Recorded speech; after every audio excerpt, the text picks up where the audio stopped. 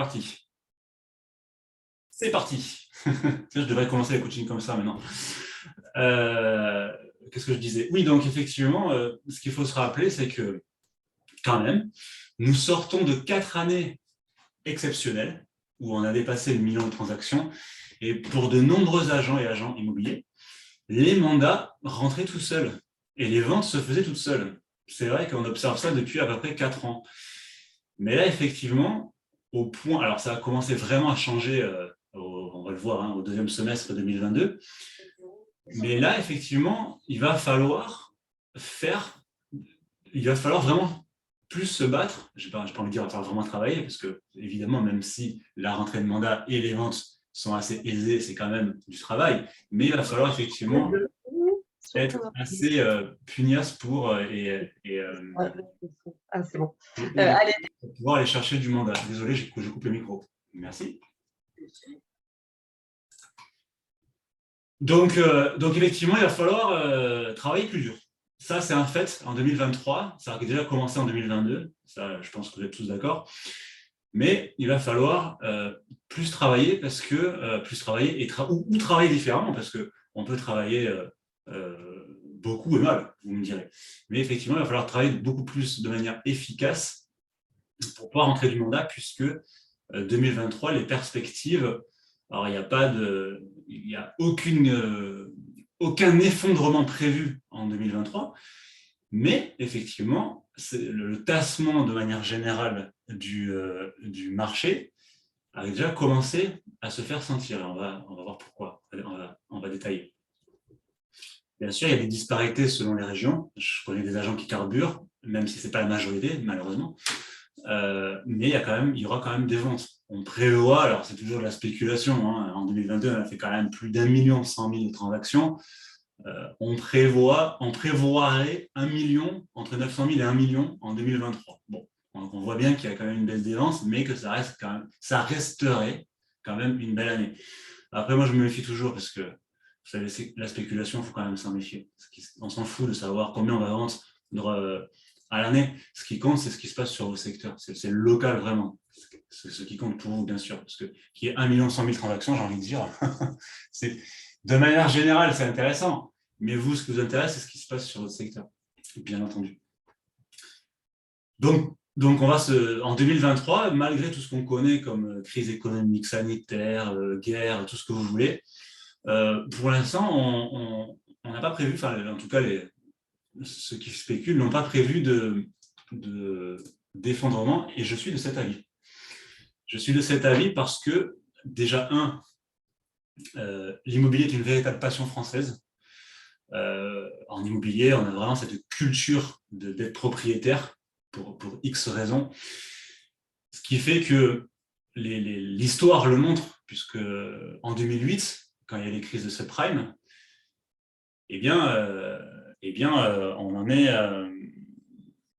on en est sorti l'année qui suivait, contrairement aux autres pays européens qui ont mis beaucoup plus de temps à s'en sortir. Et nous, on est tombé, je crois, à 350 ou 400 000 transactions pendant la crise, et on est remonté l'année d'après à certainement 800 000. Je ne me rappelle plus exactement des chiffres, mais je crois que c'est un truc comme ça, 700, 800. Donc finalement, on voit bien que la France a cette capacité et a cette tendance à toujours pouvoir se relever en matière d'immobilier, parce que les gens en France, quand vous discutez c'est très simple, quand vous parlez d'immobilier autour de vous, sans même être professionnel, on sent bien que les gens en France ont envie d'être propriétaires, souvent parce qu'on entend tout le temps la même chose. On l'entend parce qu'ils veulent un toit sur la tête pour la retraite, parce qu'ils veulent une sécurité, parce qu'ils veulent faire du patrimonial, du patrimoine, parce qu'ils veulent léguer à leurs enfants, effectivement, parce qu'ils ne veulent pas payer pour rien. Donc on entend toujours les mêmes refrains, et ça c'est très positif parce que tout simplement, les gens veulent acheter. Donc, rien que pour ça, déjà, ça ne sera pas l'effondrement. Ensuite, comme on le sait, et ce que vous avez également dit dans le chat va le confirmer. Qui c'est qui écrit sur mon écran là? Il y a quelqu'un qui met du bleu sur mon écran. Vous voyez du bleu sur l'écran ou pas? Oui, effectivement. Oui. Bizarre ça. La personne qui veut faire des dessins est priée de s'abstenir, merci. Sinon je coupe. Je dois pouvoir… Mm. Bon, c'est sûrement une erreur. Alors, j'en étais où? Donc oui, ce que vous avez mis dans le chat va le montrer, c'est qu'il y a un déséquilibre entre l'offre et la demande. On le sait. On est dans une situation où il y a il n'y a pas pléthore de biens. Donc, ce qui fait qu'il va quand même y avoir des ventes et que les gens vont vouloir… il y a une vraie demande et que les gens veulent acheter parce que dès que vous avez un bien qui plus est au prix, voire au-dessus, eh bien, il va sortir. Donc, ce phénomène aussi, on n'est pas dans une situation où il y a 40 000 biens à vendre et qui ne partent pas. Voilà. On est dans une situation où il y a une tension, effectivement, mais il y a quand même des ventes qui sont faites et encore une fois, on prévoit entre 900 et 1 million de transactions en 2023. Donc, de manière générale, il y a du chiffre d'affaires à faire. Par contre, oui, ça sera un peu plus dur, c'est vrai. Il va falloir encore plus asseoir votre notoriété sur vos secteurs de manière locale, c'est vrai aussi. Et voilà, il va falloir mettre les bouchées doubles. Voilà. Les bons, on en est persuadé, ceux qui ont leur notoriété, ceux qui travaillent dur, vont continuer à on va dire, réussir. Par contre, les personnes qui, effectivement, ne prospectent pas, ne font pas d'action de promotion sur leur secteur, d'action de visibilité, vous savez, le fameux vu, connu, reconnu, incontournable, là, par contre, effectivement, il risque d'y avoir du souci à se faire, parce que ça ne sera pas comme les 4 dernières années en 2023. Ça, c'est sûr. La question est, quel est le bon prix? Ah, ça, c'est une très bonne question. On pourrait même se poser une question, est-ce qu'il y a un bon prix, en fait? Parce que vous pouvez vendre un bien aujourd'hui 200 000 et le vendre dans 6 mois 260. Ça se voit, surtout en ce moment d'ailleurs. Donc la question, c'est est-ce qu'il y a un bon prix? Le prix, c'est tout simplement ce qui se signe chez le notaire, comme j'ai l'habitude de le dire. Avant, le bien déjà, il n'a pas un prix. Le bien, il a plein de prix. Et vous pouvez même faire une expertise, c'est pas un problème. Ok, on aura une valeur vénale, mais par contre, ce n'est pas forcément le prix qui va se signer. Donc, est-ce que c'est le bon prix? C'est une question très intéressante. Donc, moi, j'ai l'habitude de dire que le prix, c'est celui qui se signe chez le notaire. Parce qu'avant, il y a plusieurs prix. Il y a effectivement la tendance du marché, il y a le prix que l'acheteur il a acheté, il y a le prix qui va être affiché sur la toile, il y a le prix qui va être signé au compromis, donc ça en fait des prix. Donc, c'est pour ça d'ailleurs que quand on remet un avis de valeur, on fait toujours une fourchette. Parce que c'est totalement ubuesque sur un avis de valeur de mettre juste un prix. Enfin, moi, ça me paraît ubuesque en tout cas. Donc, je pense que sur vos avis de valeur, mettez toujours une fourchette. Et l'idée, c'est de jouer avec le curseur, fourchette basse, fourchette haute, en fonction du degré d'urgence du projet du vendeur. Et puis après, on a juste le curseur. Voilà. Donc, dire quel est le bon prix, eh bien, le bon prix sera celui qui sera signé. Je pense que c'est la réponse la plus fiable qu'on peut avoir.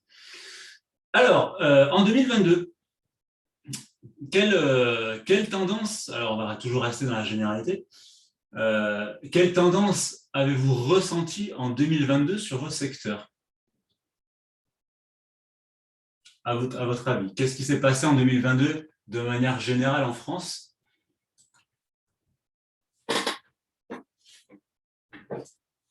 Vous pouvez vous aider de ce qui s'est passé déjà sur vos secteurs, parce que ce qui se passe sur vos secteurs, il y a de fortes chances pour que ça se passe sur d'autres secteurs,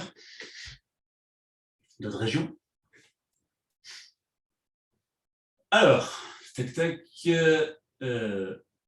Moi, j'ai vu beaucoup de personnes qui m'ont contacté pour faire des estimations et qui finalement retardent leur projet. D'accord. Donc, tu as un marché attentiste. Oui, sur Effectivement. Aix-en-Provence. Ouais, mais je te rassure, c'est général. Effectivement, il y a beaucoup de valeurs. Alors ça, c'est plus lié effectivement à de l'anxiété souvent, parce que malheureusement, on ne sait pas trop où on va. Faut dire ce qui est. Donc effectivement, vu que de manière générale, au sein du pays, on ne sait pas trop où on va, avec tout ce qui se passe de manière générale, eh bien, effectivement, ça crée de l'anxiété, ça crée de l'attente, ça crée des reports de projets, effectivement. Oui, et en plus, les personnes, elles veulent vendre parce qu'elles veulent acheter autre chose. Moi, j'ai tout le temps le cas en ce moment. Des personnes qui m'ont dit, bon, le jour où on vend votre appartement, on fait appel à vous, mais ils ne trouvent pas leur appartement qu'ils veulent acheter, Oui, comme il y a moins de biens à vendre. Du tout à coup, fait. Donc, c'est le chat qui se mord la queue. voilà. Et quand tu discutes avec ces gens, est-ce que tu arrives tout de même à leur faire comprendre qu'il faut prendre les choses dans l'ordre et que dans tous les cas, si on n'entame pas le projet de vente de manière sérieuse, ils peuvent ne jamais trouver. Parce que souvent, quand ils font ça, c'est parce qu'ils sont anxieux de se retrouver à la rue, en fait. Parce qu'ils ont peur de vendre et de pas retrouver Oui, de bien. ben oui, mais c'est un peu compliqué de leur expliquer autre chose quand ces personnes, elles veulent rester, par exemple, dans le quartier où elles habitent et où je travaille. Ben, effectivement, par rapport à leurs demandes, j'ai pas ce qu'ils souhaitent sous la main. Ouais. Et quand on cherche, il n'y a pas. Donc, Mhm. moi, il me semble plus raisonnable pour eux quand même de effectivement trouver. Je vais pas leur mentir, je vais pas leur dire oui, vendez. Je peux pas quoi. Tout à fait, ouais. Et Mm. quand tu regardes sur les portefeuilles de tes confrères, voir le particulier, il n'y a rien non plus. Non, il y a pas. Non, quand je cherche, il y a pas grand-chose, non. Mhm. Non. D'accord. Et pourquoi ils Donc vendent? c'est. Ah ben ils vendent parce que ils veulent soit il y a une dame qui m'a appelée, elle est exposée Est et elle veut absolument être exposée Sud. Mhm. Donc voilà, une qui veut plus d'ascenseur, qui veut un ascenseur parce qu'elle est trop âgée. Donc tous, c'est des ventes en cascade en fait. Euh, ou alors ils veulent louer d'ailleurs. Ils me disent, moi je cherche une location et je le vends si je trouve la location, mais je trouve pas non plus de location d'ailleurs pour Mhm. eux. Mhm. Et est-ce que Donc, tu leur as... Parce que le truc, c'est qu'admettons, demain, ils trouvent leur bien. Bam, coup de cœur. eh oui, C'est celui-là. Ils signent, là, ils sont prêts à signer. Mais le problème, c'est que quand on leur pose, si tu leur poses la question, bon, ok, on a trouvé, c'est bon, on va chez le notaire demain. Mais comment vous allez l'acheter, le bien? oui, bah à ce moment-là, je leur pose tout de suite la question s'ils font un prêt relais. C'est ça. Bon, déjà, est-ce que Voilà. c'est finançable? Parce que bon, le pré-relais, c'est 70% du montant du Mm, projet en mm. moyenne. Est-ce qu'ils sont finançables? Parce que si tu me parles d'ascenseur, c'est que c'est peut-être des personnes âgées. Oui. Voilà, donc à mon avis, pré-relais, ça risque d'être Non, compliqué. mais elle veut louer, par exemple. D'accord, Elle veut trouver une location. Et trouver une location pour une personne âgée, c'est pas évident non plus. ça c'est sûr. Donc, voilà. Eh bien oui, effectivement, donc en fonction du projet, il va falloir effectivement, comme tu l'as très bien dit, ne pas leur mentir, ça c'est une évidence, mais effectivement, essayer de trouver en fait, hein, et c'est là que finalement intervient notre, on va dire, devoir de conseil et d'accompagnement, et d'information, c'est que en fait, il faut essayer de trouver et c'est là que ça devient intéressant, une solution personnalisée pour ces personnes. Il y a une Oui, problématique, ils veulent trouver avant de vendre, ce qui est possible, mais ce qui risque de tourner au vinaigre tout de même, puisque bah, le vendeur, leur vendeur, il y a peu de chances, sauf si tu arrives à vendre le bien en 24 heures, ce qui est possible aussi sur certaines régions, pourquoi pas, n'attendra pas forcément qu'ils aient vendu. Donc là, il y a une problématique à résoudre. Parce qu'il suffit qu'ils aient trouvé leur coup de cœur et qu'ils n'ont entamé aucun projet de vente. mm. Le problème, qu'il suffit que l'autre vendeur ait trouvé quelqu'un en 24 heures ou 48 ou 72 heures et que toi, t'es personne. Le problème, c'est que le bien va partir et tu retombes à la case départ. Tu vois ce que je veux Mm. dire?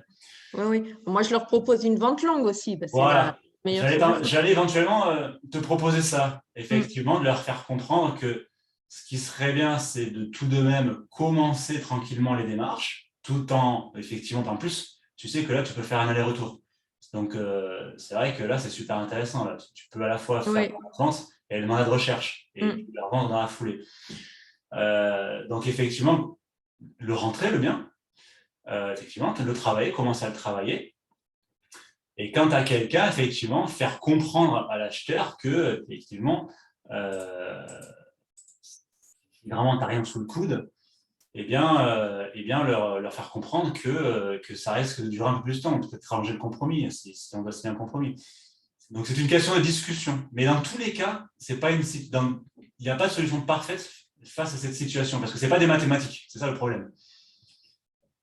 Donc, ce n'est pas des mathématiques. et d'un côté, ben, il risque de trouver le bien et pas vendre, et de l'autre, il risque de vendre et pas trouver le bien. Donc, le secret, c'est d'essayer de trouver un équilibre pour essayer effectivement de tout de même rentrer le bien si ce n'est pas déjà fait, pour au moins que ce n'est pas un confrère qu'il a. Et effectivement, ben, le travailler sur la longueur, tout en te transformant en chasseur de biens dès que tu as quelque chose, quoi. Moi, Oui, je pense que je ferai un truc comme ça, à peu près. oui, oui, bah, c'est ce que j'essaye de faire, mais bon, Mais c'est pas évident, non. surtout sur un marché où effectivement où les mandats ne tombent pas du ciel. Mm. Alors, il faut les gens ont attendu avant de mettre en vente. Oui, c'est toi qui dis ça, pardon. Difficulté avec les prix. Alors ça, effectivement, on va en parler. Effectivement, ça c'est effectivement surtout au deuxième semestre. Trop de mandataires. Oh, ça risque de baisser en 2023. Il y a juste à attendre un peu, à mon avis.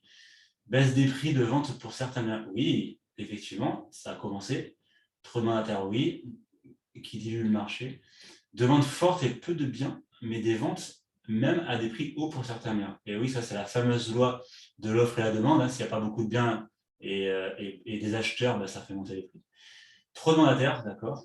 Oui, beaucoup de ventes en cascade, créer des business clubs immobiliers pour faire un maximum de partage de mandats. Très bien. Ce sont des motifs de vente qui ne font pas accélérer les projets, en effet. Alors, je vais vous afficher les grandes lignes de 2022. Donc, un état des lieux général en 2022. On a un marché globalement dynamique, puisqu'on a quand même fait plus d'1,1 million ventes, ce qui reste une année quand même exceptionnelle, une de plus. Mais il y a une grosse différence de manière générale, entre le premier semestre et le deuxième semestre. Je ne sais pas si vous l'avez ressenti sur vos secteurs, mais le premier semestre a été particulièrement dynamique. Et ce fameux tassement du marché, en fait, on a commencé à le ressentir en août, à peu près, ouais, cet été, quoi, juillet, août, voire septembre, selon certaines régions. Et effectivement, le tassement effectivement des prix, avec tous les problèmes du taux d'usure qu'on a connu, ont vraiment commencé à partir du second semestre. Donc c'est pour ça que l'année reste bonne, parce que le premier semestre a quand même bien carburé. Donc, ce qui nous a quand même amené à une augmentation des prix de 5,7% en moyenne sur 2022. Donc, les prix ont continué à monter de manière générale en 2022, mais ont commencé à baisser au dernier trimestre 2022. Et ça, c'est encore trop tôt pour le ressentir, parce que, en fait, quand on dit qu'il y a une baisse des prix, on part toujours entre 3 et 6 mois en arrière. Parce qu'entre le moment où on ressent la baisse et le moment où il y a véritablement une baisse, entre les délais des compromis et le temps que tous les sites se mettent à jour, il peut se passer 6 mois. Donc, c'est pour ça que la baisse vraiment qui s'est passée fin 2022, on va la ressentir là au premier trimestre, voire deuxième trimestre 2023, en réalité. Il y a eu également des conditions de crédit plus difficiles, et notamment à cause du taux d'usure. On a eu, alors, encore une fois, surtout au second semestre, on a eu jusqu'à 30% de refus de prêt sur les dossiers présentés au dernier trimestre 2022. Donc, essentiellement expliqué à cause du taux d'usure. Et d'ailleurs, c'est pour ça qu'on va le voir dans les nouveautés 2023, ils sont en train de le mettre mensuellement. On a eu une hausse des marges de négociation forcément, puisqu'on a eu également une baisse du pouvoir d'achat à cause de l'inflation, ça on le sait. Donc il y a eu forcément une hausse des marges de négociation de 71%, ce qui est énorme, comprise entre 3 et 7% sur la valeur des biens. Et ça peut aller même jusqu'à 15% quand il y a des travaux. On a bien sûr une augmentation du taux de crédit et un télescopage avec le taux d'usure, en fait, puisqu'on est passé de 1,07 en janvier 2022 à 2,25% en novembre. Et là, on est quasiment à 3%. Une baisse sur 20 ans, hein, une baisse du pouvoir d'achat immobilier de 6,1% et une perte de surface habitable. Bah, c'est tout à fait logique. Je vais vous montrer après un graphique. Forcément, si vous avez de l'inflation et que vous avez des taux qui augmentent, évidemment, on va moins vous prêter. Et on parle en 60 000 €, il me semble, la différence entre le début d'année et la fin d'année.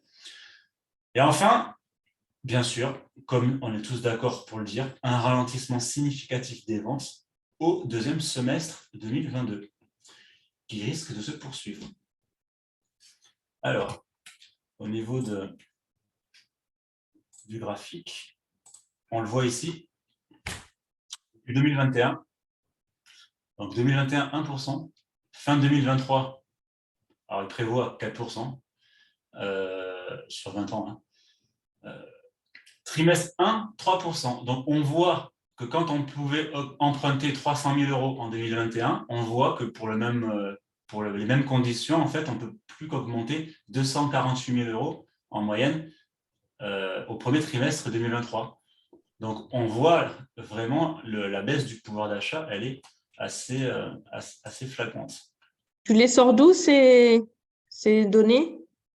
Alors, après, on rentrera dans les détails, et sur chaque diapositive, en fait, j'ai mis des sources. Ah oui, d'accord. On pourra les avoir, les diapos? Bien sûr. Ouais. Alors, je ne me rappelle plus des sources, mais après, on regardera les sites, c'est un problème. D'ailleurs, je vais vous mettre un lien, parce qu'évidemment, on ne va pas regarder toutes les régions, parce qu'il y a des milliers de chiffres à exploiter, mais je vais vous mettre il y a les chiffres de janvier du baromètre LPI qui sont sortis, et là, vous allez vraiment pouvoir regarder, vous avez plusieurs heures de lecture, vous allez pouvoir regarder vraiment région, limite commune par commune, l'évolution des prix. Donc là, on est sur les taux moyens, et là, on voit bien, on voit bien que c'est janvier 2023 que ça continue de monter. Pardon. Donc sur 20 ans, là, on est janvier 2023, on est à, voilà, selon les études, là, à 2,61, quoi. Alors que début 2022, on était en moyenne à 1,30.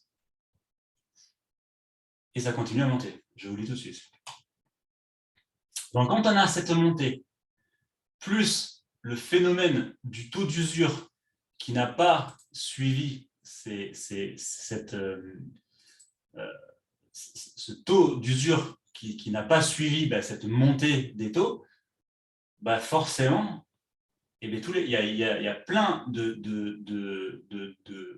dossiers, même de bons dossiers, impeccables, ça a dû vous arriver, c'est obligé même à mon avis, qui ne passaient pas. Voilà, tout simplement parce que les banques ne gagnaient pas assez d'argent et ne pouvaient pas, ou dépasser le taux d'usure. Alors, ça, on l'a vu. Ça, on l'a vu. Ensuite, voilà, je vous mets l'article là d'ailleurs. Comme ça, vous l'aurez dans le chat. Là, vous allez pouvoir vous faire plaisir si vous voulez vraiment connaître prix par prix. Et j'ai vu sur les dom-toms, effectivement, il y a aussi dans cette étude des dom-toms, donc vous allez tout avoir. Voilà. Donc là, sur cette carte, on voit quand même l'évolution des prix. C'est vraiment les villes les plus importantes, mais dans le lien que je viens de vous envoyer, vous avez vraiment l'intégralité de la France, ville par ville. Alors là, vous allez faire plaisir si vous voulez savoir ce qui se passe sur vos secteurs. Mais voilà, de manière générale, on voit que ça augmente partout en 2022, quoi. À part Paris, mais on comprend pourquoi. Depuis le confinement, je crois que tout le monde veut partir. Mais en tout cas, on voit Lille plus quasiment 4%, 4,5% à Brest, Lorient 7,5,7, 7,7, Biarritz 9,1, Lyon ça baisse, c'est curieux. Toulouse, ça monte un petit peu. Bordeaux, ça baisse un petit peu, mais Bordeaux, c'était devenu n'importe quoi. La Rochelle, 8,6, plus 8,6. Donc voilà, ce qui nous amène globalement sur le territoire national à une hausse de 5,7%. Voilà, sur 2022. Ça reste vraiment très général, puisque moi, j'aime pas trop parler mais bon, là, on est obligé de parler général, puisqu'on ne peut pas s'attarder. C'est pour ça que je vous ai mis le lien dans le chat, mais on voit bien quand même qu'on est sur une année croissante. Maintenant, on va voir ce qui va se passer en 2023. Alors, tout d'abord, le taux d'usure qui passe à 3,79 en février. Je rappelle que le taux d'usure, pour ceux qui ne savent pas ce que c'est tout simplement le taux maximum légal qui est fixé par la Banque de France, qui était révisé chaque trimestre. Et c'est un taux, le fameux TAEG, ne doit pas dépasser le taux d'usure. C'est-à-dire que l'intégralité du projet de l'acheteur, avec le taux qu'il va avoir, donc le prêt, les intérêts, les frais de dossier, d'hypothèque, tout ce que vous voulez, ne doivent pas dépasser le taux d'usure. Sinon, les banques ne peuvent pas prêter. Elles n'ont pas le droit. C'est une mesure qui est faite pour protéger l'acheteur. Sauf que ce qui s'est passé il y a d'ailleurs en août, il me semble qu'il y avait un article sur le journal de l'agence qui disait que 40% des prêts ne passaient pas à cause du taux d'usure, parce que ça avait déjà commencé à monter.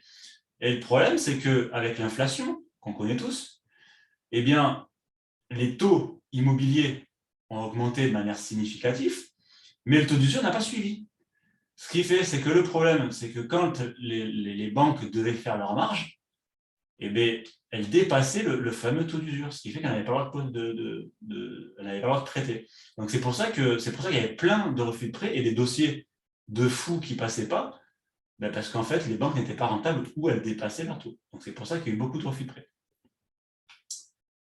Et là, donc, à titre expérimental, à partir du 1er février jusqu'au 1er juillet 2023, il y a le taux d'usure, parce que là, il fallait vraiment qu'il fasse quelque chose, sinon on courait vraiment à la catastrophe, par contre. Donc là, effectivement, il y a de plus en plus de dossiers qui passent. On ne sait pas encore si ça sera suffisant, c'est trop tôt pour le dire. Mais en tout cas, le taux d'usure est révisé de manière mensuelle maintenant et plus trimestrielle. Ça permet vraiment de lisser le taux par rapport et de les juxtaposer au taux immobilier. Parce que sinon, effectivement, si on continue comme ça, il y aura zéro crédit accordé. C'est aussi simple que ça. Donc là, ça va donner de l'air, là, parce qu'on voit qu'il y a des dossiers qui passent, qui ne passaient pas là en fin d'année. Mais c'est trop tôt pour le dire. On va voir ce que ça va donner. Autre actualité, donc ça, vous le savez très bien, on l'a vu, des taux à la hausse en février, ça continue. Donc là, je vous ai montré tout à l'heure les chiffres de janvier. En février, on est passé à 3,20 pour des bons dossiers sur 20 ans. Il prévoit 4% de toute façon au second semestre 2023. Donc,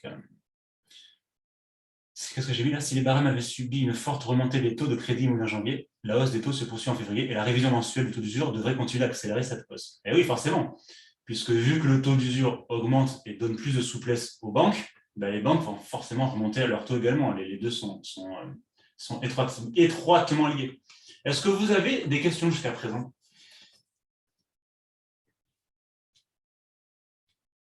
Tu disais que la révision mensuelle du taux d'usure, ça va être que jusqu'en juillet? Alors, moi, je pense qu'ils vont la poursuivre. Mais effectivement, c'est à titre expérimental. C'est-à-dire qu'ils font un essai jusqu'à juillet. Ça n'a pas été acté que c'était de manière définitive, si tu veux. Là, ils font un essai jusqu'à juillet. Voilà. Okay. Ils feront le point en juillet et puis en juillet, on saura si c'est reporté ou pas. Parce que je pense qu'ils veulent voir comment va se comporter le marché, en fait. Bon, vu comment ça va, je pense qu'ils vont le poursuivre même. C'est trop tôt pour le dire. Ne spéculons pas. Bon, de toute façon, l'immobilier, ce n'est que spéculation. Alors, on poursuit avec la prochaine actualité 2023, qui n'est que la hausse des plafonds de MaPrimeRénov' au 1er février. Alors, pour les copropriétés, MaPrimeRénov' qui permet de financer les travaux d'économie d'énergie pour les parties communes, le plafond passe de 15 000 à 25 000 euros pour les copros. Donc ça, c'est intéressant si vous avez des copros où il y a besoin de faire des travaux. Et pour l'autre prime Rénov' qui s'appelle Sérénité, oh, pardon, je suis passé trop vite. Donc, qui permet de financer les travaux pour avoir un gain énergique d'au moins 35%. Le plafond est rehaussé à 35 000 euros au lieu de 30 000 euros. Voilà. C'est pour aider les ménages les plus modestes pour les aider dans leurs travaux. On voit bien que, de toute façon, on le voit depuis un petit moment déjà, que le gouvernement fait vraiment des choses pour le climat. Je crois qu'il y a urgence en ce qui concerne le climat. Le taux de PEL passe à 2% et le taux du livret A à 3%. Forcément, ces taux sont étroitement liés également avec l'inflation. Donc évidemment, je les ai mis parce que, bon, il y a le PEL, ça parle un peu d'immobilier, mais j'ose espérer que vous avez des placements un peu plus intéressants que ces taux, puisque si vous placez sur ces livrets-là, vous perdez de l'argent en fait, puisqu'on a une inflation à 6 ou 7, et là vous avez des taux qui travaillent à 2 ou 3. Donc effectivement, ça suit l'inflation, mais bon, c'est quand même une perte d'argent. Donc PEL, on passe de 1 à 2. Pour les PEL ouverts depuis le 1er janvier 2023, le CEL pareil, le livret A à 3%, LDD3, voilà, livret épargne populaire, 6%. Voilà. Voilà, voilà. Ensuite, ça, c'est pour ceux qui font la location. Il y a une hausse des loyers, vous savez, le fameux IRL, l'indice de référence des loyers, qui reste plafonné à 3,5% au quatrième trimestre 2022. C'est évidemment pour limiter l'impact de l'inflation pour la révision de loyer, parce que alors là, sinon les locataires ils se feraient défoncer, puisque si le gouvernement n'avait pas mis en place ce plafonnement des loyers, eh bien en fait, il y aurait pu avoir une augmentation de 5,69%. En fait. Donc heureusement qu'ils ont fait ça pour les locataires, parce que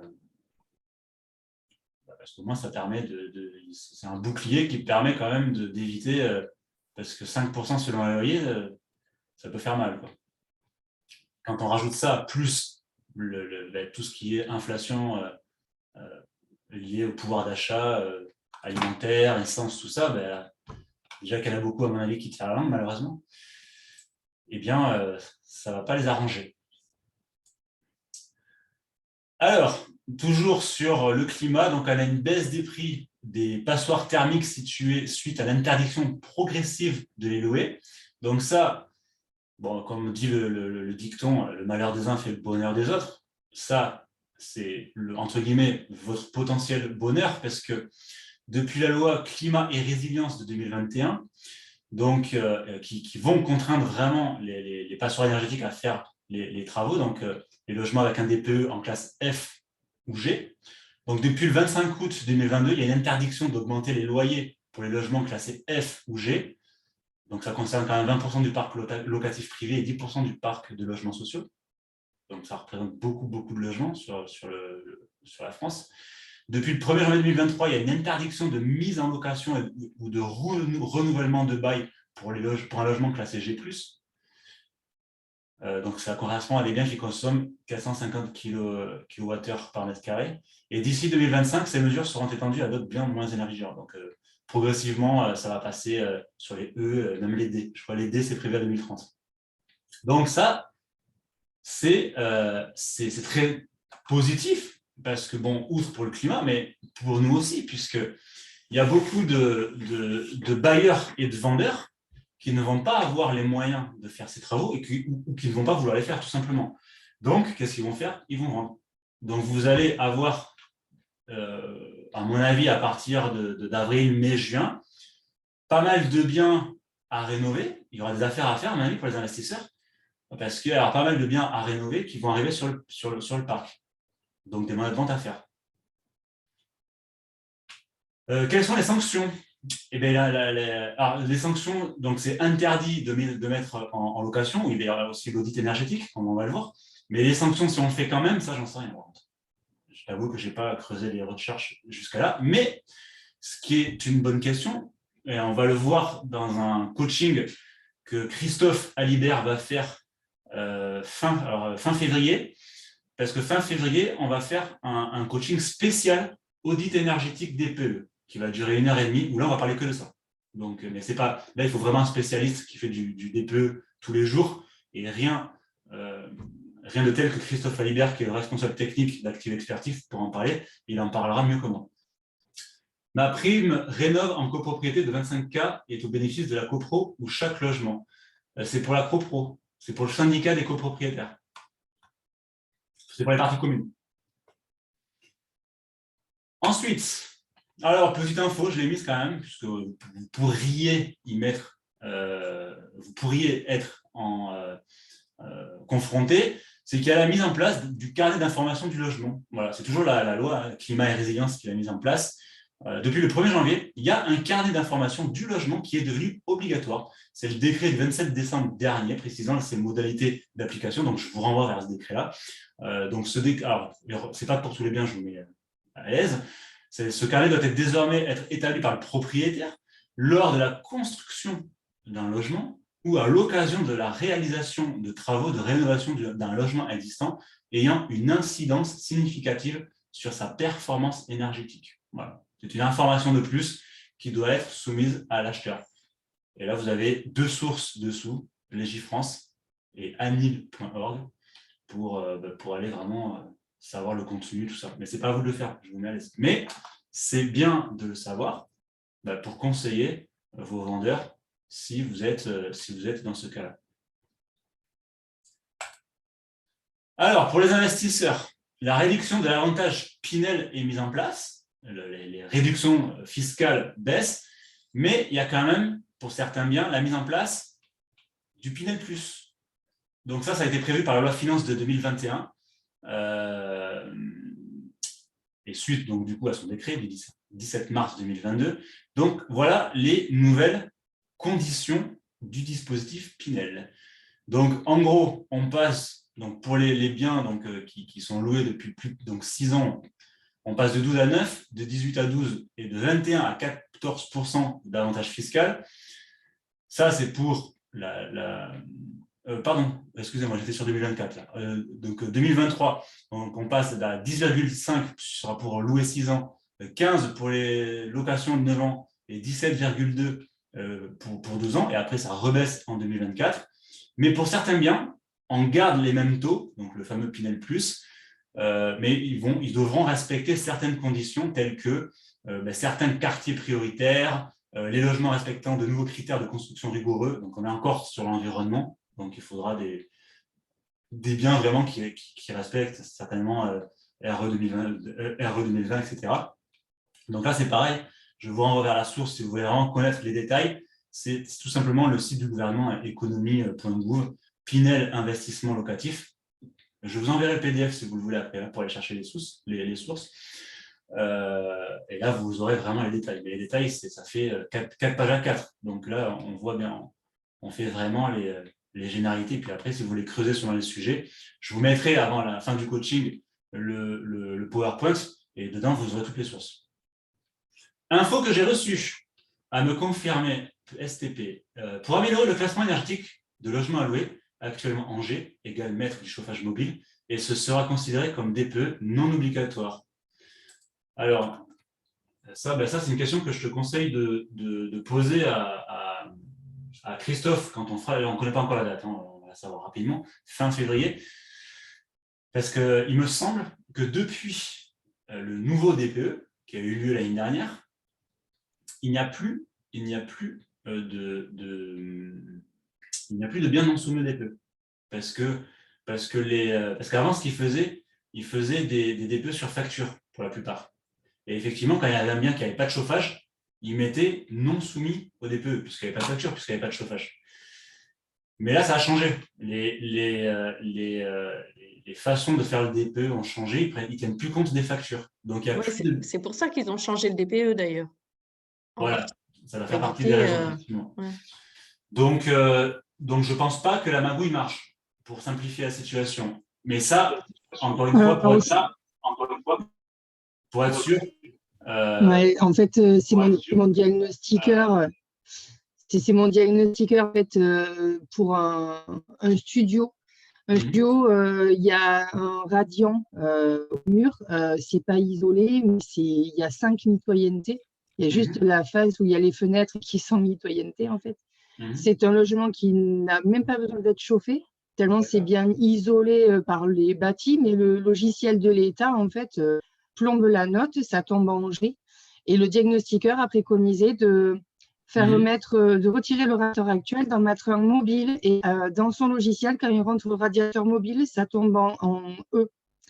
C'est une aberration. Une aberration. Ça tombe en E, en fait. Et il m'a dit, au pire des cas, tu le retires et je considère qu'il n'y a pas de système de chauffage au logement et c'est possible de fournir un diagnostic. Alors, ce n'est pas un diagnostic vierge, mais c'est un logement qu'on loue sans obligation de fourniture de DPE. Et c'est là où je ne comprends plus, en fait. Alors, parce qu'il y a… En fait, à l'époque, il y avait 2 cas de figure quand le diagnostiqueur ne faisait pas de DPE. C'était bien non soumis au DPE et DPE non applicable. Voilà. Bien non soumis au DPE, c'est souvent parce qu'il n'y avait pas les factures. Et DPE non applicable, c'était surtout lié au bien en lui-même. Voilà. Mais après, pour les détails, il faut vraiment demander à Christophe. C'est vraiment un travail. Ouais, mais ça doit être DPE non applicable. Moi, j'ai non obligatoire, mais je pense que c'est non applicable en effet. Ouais, Le alors là, terme oui, exact qu'il m'avait donné là, c'est hier. possible. Ouais, ouais, parce que DPE, non, enfin, non soumis au DPE, c'est Pas sûr que ça normal. n'existe plus. Par contre, DPE, je sais qu'il y a certains, Oui, ça c'est exact. ouais, ouais, ouais, il y a certains biens, effectivement, qui sont, mais c'est rare, c'est hyper rare apparemment, qui sont encore soumis à DPE non applicables. Mais ça, encore une fois, pour les détails, il faudra demander à Christophe. De toute façon, vous recevrez un mail avec, avec la date. Vous allez le recevoir dans la semaine. En effet, sur la maison que je viens de rentrer, il suffit d'installer un poêle à granules pour passer. Eh bien ouais, parce que tu économises vachement t'économises de l'électricité, certainement. Mais bon, moi j'ai vu un article qu'apparemment, parce qu'on est encore dans les essais, hein, apparemment il y aurait 35% des DPE qui seraient faux. Alors, c'est pas moi qui l'ai dit, c'est un article que j'ai vu sur un média mainstream. Bah, ça sera l'occasion de demander à Christophe quand il fera la visio, puisque ça sera lui le mieux placé pour le dire. Est-ce que vous avez des questions avant qu'on poursuive? Parce qu'il y a encore pas mal d'actualités, figurez-vous.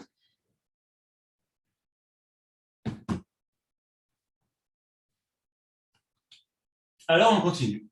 Prochaine. Excuse-moi, Jonathan Magali. Quand il y a du coup, il y a beaucoup d'appartements là qui vont être mis en vente en lettres F, G. Comment aider les acheteurs, investisseurs à se projeter sur les frais à venir pour remettre ces appartements louables? J'ai qu'une devise. C'est très simple. Tu appelles un artisan ou un maître d'œuvre, enfin, ça dépend de l'étendue des travaux. Devis. Terminé. Voilà. Il y en a pour ça. À vous de voir maintenant. Comme ça met ça met fin à tous les débats parce que ça peut être géré, quand c'est des copros, des immeubles, comment dire, des frais au seul niveau de l'appartement peuvent suffire ou généralement il faut aussi des frais globaux de copropriété, quoi, sur l'extérieur, sur les parties communes. Alors, effectivement, dans les copros, effectivement, tu as les frais qui sont liés à la partie privative, donc au lot que tu vas vendre. Et là, effectivement, là, tu fais ce que tu veux, puisque c'est chez le propriétaire, c'est sa partie privative, donc devis. Mais bon, ça ira pas chercher bien loin, parce que à la partie privative, il y a quasiment jamais de gros œuvres, parce que les oui. œuvres, c'est les parties communes, donc ça sera du rafraîchissement, des choses comme ça. Donc, tu pourras faire un devis. Maintenant, si c'est des parties communes, si ça appartient au syndicat des copropriétaires, là, c'est pas ton travail, là, c'est le travail du syndic. Et si il y a des travaux qui doivent être faits, il y a très certainement eu des assemblées générales pour commencer, ou ça se trouve qui ont déjà été votés. Et là, pour ça, il faut regarder les PV d'assemblée générale. Et là, tu sauras tout ce qui a été voté ou ce qui risque d'être prévu. Voilà.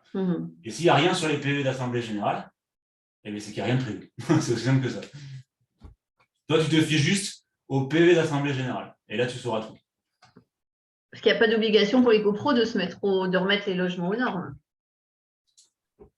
Alors, c'est pareil. Des copros peuvent très bien décider de ne pas rénover les logements, de les laisser en lettres F ou G.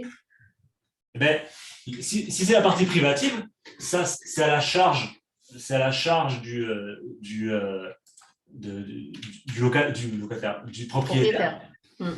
Et c'est pareil, s'il se retrouve à partir du 1er avril, il pourra vendre, mais il sera obligé de faire un audit énergétique qu'il devra payer. Donc ça, à mon avis, je pense qu'il y en a au moins pour 400 balles. Ben, c'est pareil, on demandera à Christophe les prix qu'il pratique, mais je pense que c'est dans ces environs. Ouais. Après, les copros ne peuvent pas garder les chaudières à gaz ou à fioul. Si jamais elles sont cassées, elles sont obligées de changer de mode de chauffage. Mais c'est tout, quoi. Il n'y a pas d'obligation autre. Hein. Non, après, ça fait partie des travaux d'entretien ou de rénovation de la copro, mais ça, après, c'est effectivement la charge du syndicat des copropriétaires, soumis à des majorités pendant l'Assemblée générale. Donc après, les frais sont répartis en fonction des tantièmes entre chaque lot. Quand c'est les parties communes. Parce que quand ça appartient aux parties communes, en fait, ça appartient au syndicat des copropriétaires. Ça appartient à tous les copropriétaires. Dès qu'on touche aux parties communes. Alors, En effet, sur la maison que je viens de rentrer, il suffit d'installer un poêle. Ok, ça je l'ai vu. J'ai eu en effet le cas d'un DPE non calculable avec une maison vide depuis des années, donc pas de coût de chauffage. Mais j'ai l'impression que c'est le mode de calcul appliqué pour le diagnostic. Je ne sais pas, ça a dû changer effectivement. De toute façon, c'est même sûr, ça a changé depuis le nouveau DPE. Des organismes font des études ALT, par exemple, payées par l'État. D'accord, je ne savais pas. Ils appellent leur étude évaluation thermique et proposent des scénarios de travaux avec simulation de gains énergétiques. D'accord, ben ouais, c'est intéressant. Ça permet de voir quelles sont les pistes d'amélioration. Doublement du... justement, c'est pour ça que je l'ai mise juste après, pour les investisseurs, puisque en 2023, il y a le doublement du déficit foncier pour certains bailleurs. Donc, ça, c'est la deuxième loi de finances rectificative pour 2022 qui a porté on pouvait faire jusqu'à 10 700 de déficit foncier sur les revenus fonciers. Ce chiffre passe à 21 400 € pour les bailleurs qui auront réalisé des travaux de rénovation énergétique, au plus tard le 31 décembre 2025. Voilà. Donc, il faut qu'il y ait vraiment une amélioration de la performance énergétique. Et donc, si ce sont des logements qui sont en E, F ou G, eh bien, il faut atteindre un minimum D. Et là, effectivement, c'est super intéressant parce que là, vous allez avoir des coûts à faire, parce que vous allez avoir des investisseurs qui vont vous appeler, qui veulent faire baisser leur revenu locatif. Et en plus, le déficit foncier s'impute sur les revenus globaux, ce qui fait qu'ils vont pouvoir déduire jusqu'à 21 400 de leurs revenus fonciers. Donc là, c'est intéressant, c'est un effort de plus du gouvernement. Donc là, c'est pareil, si vous voulez rentrer dans les détails, vous avez les sources ici. De toute façon, toutes les sources que je prends, c'est que des sites institutionnels. J'évite d'aller sur les blogs ou quoi, sauf le mien, bien sûr. mais je vais toujours sur des sources fiables. Ensuite, disparition définitive de la taxe d'habitation et flambée de la taxe foncière. Bien évidemment, il n'allait pas supprimer la taxe d'habitation sans forcément la récupérer quelque part. Donc, c'est un fait. La taxe d'habitation sur la résidence principale a définitivement tiré sa révérence. Donc, plus personne ne paye de taxe d'habitation sur la résidence principale. C'est une réforme, vous vous rappelez, qui a débuté en 2018 et qui s'est faite de manière progressive. Par contre, certains bailleurs, certains propriétaires même, vont faire la tête parce que les impôts fonciers ont déjà commencé à monter. Et en 2023, ça devrait augmenter de 7%. Donc voilà, on voit bien qu'une fois de plus, qu'ils allègent les locataires pour charger les propriétaires, comme si un propriétaire était forcément riche. Par contre, pour les résidences secondaires, là, il n'y a pas d'annulation. Hein. Donc, et puis, il peut même y avoir une surtaxe sur les résidences secondaires.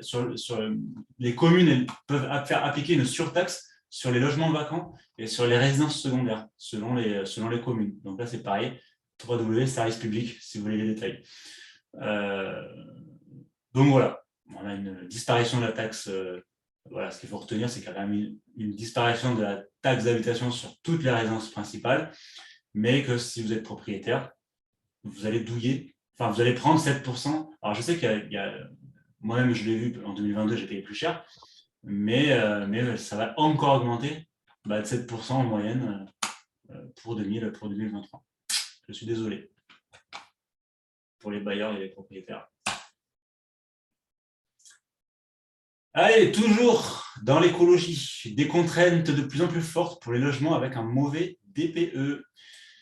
Donc en 2023, il y a le fusil sur les passoires thermiques. Donc passoires thermiques classées F ou G.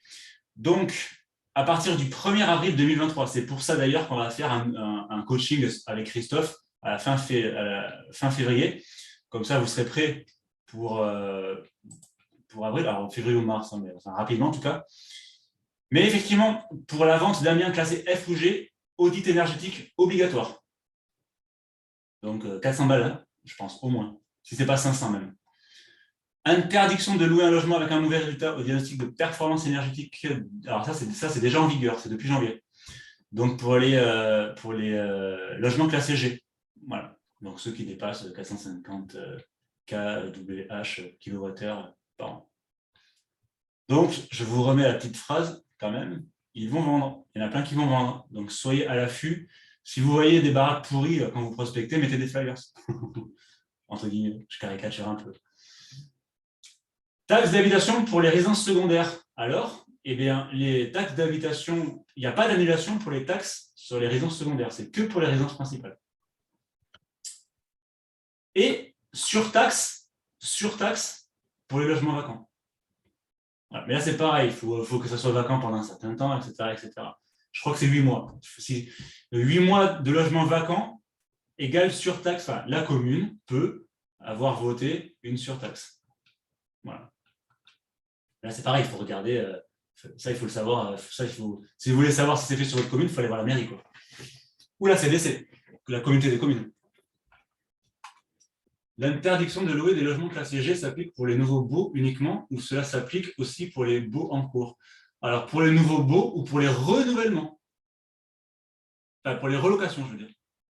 Voilà. S'il n'y a pas de renouvellement, en fait, de relocation, il n'y a pas de problème. Donc, tant que le locataire est là. Par contre, s'il y a un renouvellement, enfin, s'il y a un nouveau locataire ou, enfin, entre guillemets, il ne faut pas que le locataire parte.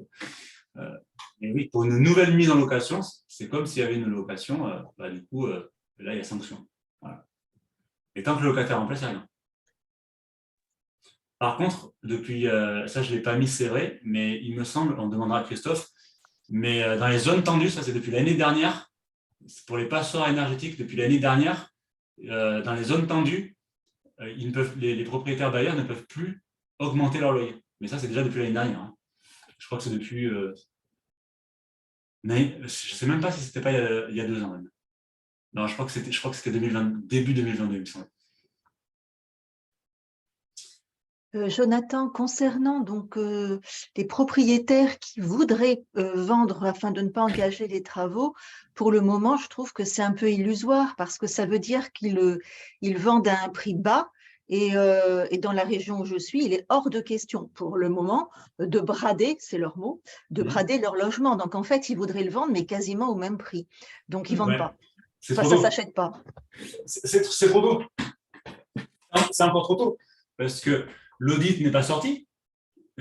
C'est bizarre, pourquoi je suis petit? Ah, je sais pourquoi je suis petit. J'ai nettoyé mon bureau tout à l'heure. Voilà. Et on voyait que ma tête. C'est encore trop tôt, mais t'inquiète pas, c'est qu'une question de mois. Déjà, quand ils vont se prendre 500 € parce qu'ils vont être obligés de faire l'audit et que sinon ils ne vendent pas, et si c'est des locataires, ils pourront pas augmenter leur loyer selon les zones, ils ne pourront pas remettre en location. Donc, d'une façon ou d'une autre, ils vont être contraints de le faire, en fait. Donc, là, pour l'instant, c'est encore trop tôt. J'en discutais la dernière fois avec Christophe. Le temps que tout se mette en place, et que c'est toujours pareil, vous savez comment ils sont, les vendeurs. Il y a les baisses de prix mettent toujours du temps, de toute façon, à suivre le marché. Mais là, c'est pareil, donc ils vont réfléchir, ils vont attendre, ils vont avoir le temps qu'ils comprennent qu'ils sont obligés de le faire. Donc, on pense que les biens vont commencer vraiment à arriver sur le marché septembre-octobre. Voilà. C'était la discussion informelle, il n'y a rien d'officiel, mais c'est la discussion informelle que j'ai eu la dernière fois avec Christophe.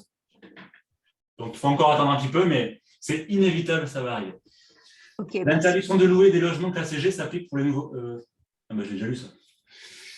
Ouais, Jonathan, moi, à mon avis, c'est ça, pour la région Île-de-France, hein, les appartements continueront de se louer même s'ils sont F ou s'ils sont G. Il fait toujours plus chaud dans un appartement F ou G que sous un pont. Oui, alors après, je suis entièrement d'accord avec toi. Donc après, à voir comment le gouvernement va réagir à ça. Moi, je donne des données officielles. Après, à voir comment ça se passe sur le terrain. Mais effectivement, c'est vrai que humainement parlant, on ne va pas mettre... d'ailleurs, on met personne à la rue, puisque tant que le locataire est sur place, il va rester dans ce logement. Et puis, c'est dans le cas, effectivement, où il doit relouer ou louer. Donc, effectivement, après, comme tu dis, qu'est-ce qu'on fait, quoi? Est-ce qu'on ne loue pas? Est-ce qu'on le met sous un pont? Est-ce que finalement, on le loue, mais le bailleur risque de prendre une sanction? Ça, après... Parce on a l'expérience en Île-de-France sur les tout petits, sur Paris essentiellement, sur les tout petits logements, ceux qui font moins de 9 mètres carrés, moins de 9 mètres cubes, etc. ils sont parfaitement toujours loués et personne ne dit rien parce que ça, il n'y a aucune sanction et c'est toujours loué. Il y a toujours même les annonces sur ce logis. Ouais, ouais, j'imagine que, alors, comme encore une fois, c'est le début, donc effectivement, il y aura du temps. Mais bon, j'ose espérer quand même que si que s'il y a des choses, ça c'est assez français de mettre en place des lois, de mettre en place des sanctions, de ne pas les appliquer. Salut Gaël. Donc après, c'est sûr que je préfère mettre quelqu'un effectivement dans un logement classé F que sous un pont. Ça c'est sûr, il n'y a pas de débat. Maintenant, je sais aussi qu'il y a aussi beaucoup de marchands de sommeil et que finalement, quand on voit certains logements, la distance n'est pas si loin que ça, en fait. Donc après, à voir comment ça évolue, effectivement, sur la durée. C'est toujours pareil. C'est sur la durée qu'il faut voir comment ça va évoluer. En tout cas, ce qui est sûr, c'est que si c'est mis en place, ça va non seulement, pour le climat, faire du bien, ça, il faut, mais ça va aussi, normalement, améliorer le confort des locataires. Ça, c'est un fait aussi. Et ceux qui ne pourront pas, ne voudront pas, soit effectivement ils ne le font pas, ils restent comme ça, et puis peut-être qu'un jour ils prendront une sanction, ou alors, eh bien ils vont vendre. Et c'est obligé. Il y en a qui, comme tu dis, ne vont pas le faire, mais il y en a qui vont vendre. Donc, ça va arriver, on pense, septembre-octobre, le temps que tout se mette en place. Voilà. De toute façon, quand le locataire aura connaissance de ses droits, il fera une action pour logement indécent. Enfin, il y a peut-être un risque et à ce moment-là, le propriétaire sera obligé de le reloger ailleurs, dans des bonnes conditions, etc. Donc, exactement, puisque il y a quand même un gros risque de contentieux dans le logement, là. La loi du 6 juillet 89 dit bien qu'il est interdit de louer un logement indécent qui est repris par la loi SRU, le décret de 2002. Et donc, je pense que… Alors, c'est vrai que je n'ai pas cherché aussi loin, mais je pense que ces mesures-là vont rentrer dans le cadre, tôt ou tard, du logement décent. De toute façon, déjà, on peut se poser la question de est-ce qu'un logement G, déjà, est-ce que c'est décent? Déjà, on peut se poser la question, selon l'engagement, parce que sur le terrain, on a tous vu des choses assez invraisemblables, des conditions humaines. En soi, c'est déjà une passoire thermique. Ah oui, c'est sûr. Donc, c'est pour ça. Moi, j'ai vu alors, moi, en ruralité, mais je pense qu'à Paris, c'est vrai aussi, que ce soit Paris n'importe où en France d'ailleurs, mais j'ai vu des personnes vivre dans des conditions inhumaines. Ouais. Ils vivaient dans des baraques, ça pleuvait dans la maison, c'était de la terre battue. Moi, je refusais de faire des mandats parce que moi, je ne voulais pas, je ne voulais pas m'engager là-dedans. Ce n'était pas ma façon de faire. Mais en tout cas, peu importe. Effectivement, pour en revenir à cette fameuse transition énergétique, on verra comment ils appliqueront ou pas ces sanctions. En tout cas, c'est beaucoup trop tôt pour le dire. On pense qu'il faut encore au moins 1 an pour vraiment voir un petit peu les résultats de cette réforme. Ensuite, ça on en a parlé la dernière fois, tiens. On va en reparler encore d'ailleurs. Nouveau décret pour l'état des risques et pollution. Donc, il y a 2 changements très simples. Dans toutes les annonces, il doit y avoir cette phrase. Les informations sur les risques auxquels ce bien est exposé sont disponibles sur le site Géorisque. Voilà, avec le lien. Obligatoire. Deuxième chose obligatoire concernant le RP, eh bien, il doit être remis à l'acheteur à sa première visite. C'est tout. Là, je vous ai mis le décret du 1er octobre 2022. Donc là, à vous de voir comment vous souhaitez le remettre. Encore une fois, ce n'est pas à vous de le faire, c'est au diagnostiqueur. Enfin, je vous déconseille fortement de le faire. Mais en tout cas, voilà, la seule chose qui change, c'est qu'avant, il devait être remis au compromis maximum. Maintenant, c'est à la première visite. Après, à vous de voir comment vous souhaitez le transmettre. Si je peux me permettre, le formulaire, en fait, c'est celui qu'on télécharge nous-mêmes sur Géorisque. C'est un formulaire particulier, ce n'est pas le même que le diagnostiqueur. Non, c'est exactement la même chose. En fait, la démarche que vous faites sur Géorisque, en fait, n'a absolument rien absolument rien de juridique. En fait, il y a rien qui vous oblige à faire ça. si ce n'est que de vous donner du travail en plus. La seule chose qui change, c'est que l'ERP que vous aviez l'habitude de remettre, enfin, on le remettait dès qu'on l'avait, mais voilà, qui dit que la zone est en zone sismique, etc., devait être au plus tard remis au moment du compromis. Maintenant, c'est la première visite. C'est la seule chose qui change, en fait. Et comment avoir la preuve qu'on en a remis? Parce qu'on ne va pas imprimer 6 pages à chaque fois et faire signer. C'est juste impossible et pas écolo et rien du tout, quoi. Je suis d'accord. C'est pour ça que la dernière fois qu'on a fait le coaching avec Christophe, on a émis plusieurs hypothèses. Ouais. Moi, je suis plus sur la dématérialisation. Donc, moi, ce que je ferais, c'est que… Alors lui, Christophe, il voulait aller même plus loin. C'était qu'au moment de la visite, vous le remettiez, vous le donnez dans une clé USB à l'acheteur. Bon, pourquoi pas. C'est marketing en plus. Bon, sans aller jusqu'à là, vous pouvez tout simplement, au moment où vous signez le bon de visite, rajouter une case sur le bon de visite à cocher. Je reconnais avoir reçu mon ERP. Quoi. Voilà, un truc comme ça. Et il coche la case. Vous pouvez faire ça, et au moment où vous signez le bon de visite, vous l'envoyez par email avec votre smartphone. Comme ça, c'est réglé. Vous pouvez faire ça. À mon avis, c'est la solution la plus simple.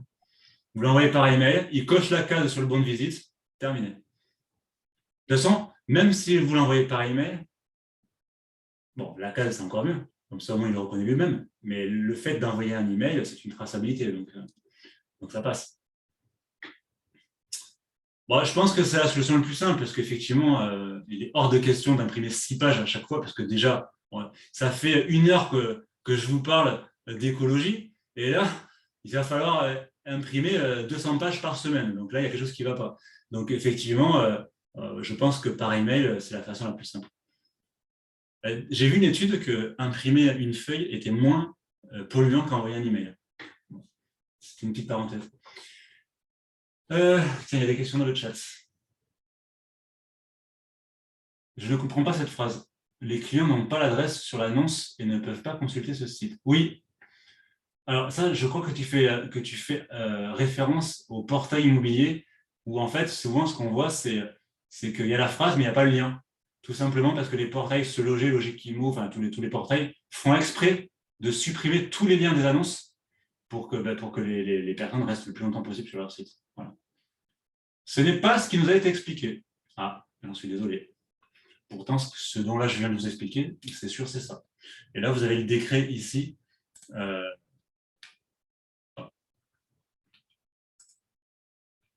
Désolé, je ne sais pas si vous le voyez. Il y a le décret du… c'était le dernier. Voilà. Attendez. Je peux déplacer ça, je crois. Voilà. Il fallait regarder le décret du 1er octobre 2022. Voilà. Sur Légifrance. Et vous verrez bien que ce qui est marqué, c'est juste ça, en fait. Hein. Bon, avec un langage plus soutenu, évidemment. Mais c'est tout ce qu'il y a à faire. Donc, c'est pour ça que quand la dernière fois, j'ai vu dans le groupe Expert IMO qui avait plein d'agents qui commençaient à faire des dossiers, j'ai fait « oulala, là, il faut absolument que j'intervienne parce que là, effectivement, là, pour le coup, vous allez vraiment gaspiller du temps. » Ensuite, ERP, dès la première visite, tout de suite, à partir de quand? À partir de maintenant, c'est depuis le 1er janvier. C'est bien l'ERP du diagnostiqueur et pas le doc géoportail à donner. C'est exactement ça. Non, il n'y a rien à faire sur GeoRisque. Sur le bon de visite électronique, sur Protexta, il faudrait voir pour ajouter la case. Ouais, effectivement. Alors ça, je t'encourage à envoyer un email à Nadia ou Florence pour voir si c'est possible, pour qu'elle demande à Protexta. Alors, il y a une différence entre l'ERIAL, en fait, et le… On en discutait. Je vous renvoie, vous devriez normalement avoir accès dans votre Expert Timon Cloud au dernier coaching qu'on a fait sur le RP. Et on a expliqué la différence entre l'ERIAL et le RP. En fait, le RP a une valeur juridique, il est opposable. C'est le seul document officiel qu'il faut pour signer un compromis de vente. Et donc maintenant, la visite. L'ERIAL n'a absolument rien de légal. C'est-à-dire que, en gros, c'est une version allégée de l'ERP.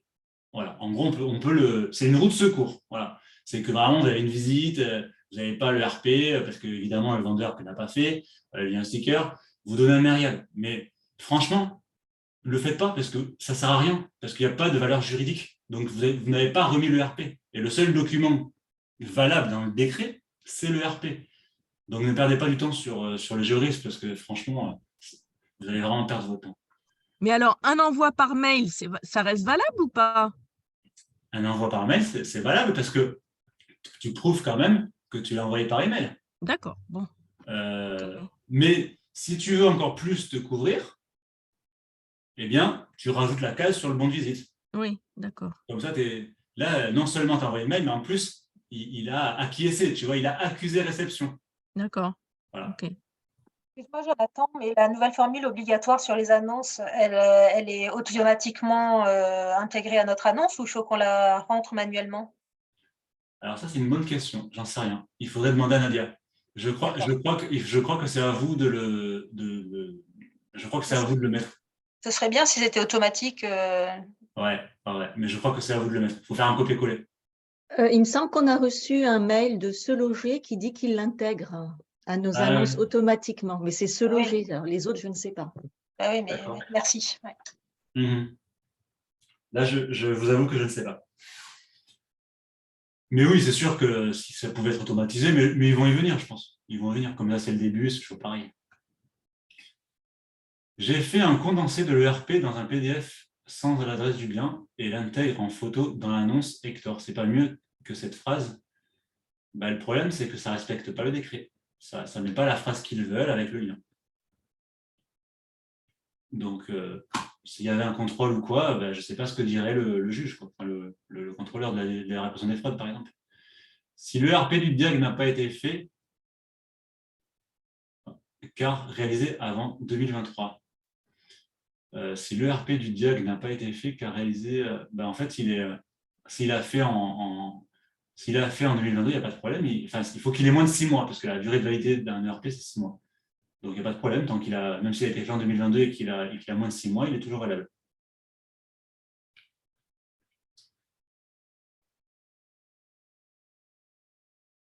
Allez, dernière slide. Alors, c'est quand même une information importante parce que, encore une fois, vous pouvez conseiller vos acheteurs. La loi Lemoine permet de changer d'assurance emprunteur plus facilement. Il y a 3 changements majeurs pour l'assurance emprunteur.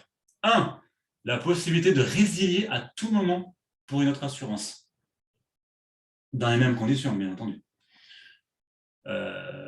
Avant, il fallait le faire. Alors, la première année, on pouvait la faire quand on voulait. Et après, c'était à date d'échéance. Maintenant, c'est quand on veut. Fin du questionnaire de santé pour un crédit de moins de 200K, de 200 000 €, si le prêt se termine avant les 60 ans. Bon, ça c'est plus pour le... Mais bon, c'est toujours bon à savoir. Réduction du droit à l'oubli de 10 à 5 ans pour un emprunteur guéri d'un cancer ou d'une hépatite C. Voilà. Donc en gros, avant, ils ne pouvaient pas emprunter vraiment... les assurances en tenaient compte jusqu'à 10 ans et maintenant ça passe à 5. Voilà. Et là encore une fois, il y a une différence. Est-ce qu'il y a une différence entre guérison et rémission? Je t'avoue que j'en sais rien. Alors, je sais même pas si c'est, je l'ai même pas vu le mot rémission sur le site du service public. Donc là, je t'avoue que peut-être que si tu appelles ton conseiller bancaire ou une assurance, peut-être qu'il te le dira, mais je t'avoue que je ne sais pas. Si je peux me permettre, parce que j'ai été infirmière pendant 20 ans avant d'être agent mandataire, on parle de rémission quand les gens ont eu un cancer et on ne parle pas de guérison, on parle de rémission tout le temps. Ouais. Et là, le mot dans le décret… Même si ça fait des années. Et là le mot dans le décret, c'est guérison. Donc, bon, effectivement, il y a une différence, je pense. Merci pour votre attention. Alors, je vous mets plusieurs choses dans le chat. Tout d'abord, je vous mets le lien, pour ceux qui n'y sont pas, du groupe Facebook Expert Immo d'entraide et de partage. Parce que quand vous avez des questions, des besoins, vous pouvez poser des questions dedans. J'y réponds toujours, ou d'autres agents d'ailleurs, c'est cool. Ils répondent toujours rapidement. On comprend que cette année va pas être... Non, ça c'est mon groupe, c'est pas celui du siège, du réseau. On comprend que cette année ne va pas être évidente à négocier. Donc, c'est pourquoi on va accentuer notre proposition de coaching et de formation et essayer, autant que faire se peut, d'accentuer, même si on est déjà super réactif, la réactivité. Donc, c'est pour ça, vous pouvez aussi poser vos questions dans le groupe La Communauté Expertimo. Je vous le mets tout de suite dans le chat. Si je ne réponds pas ou si parfois je ne peux pas répondre. Hop, voilà. Je coupe l'enregistrement, parce que là, ça ne sert plus à rien d'enregistrer.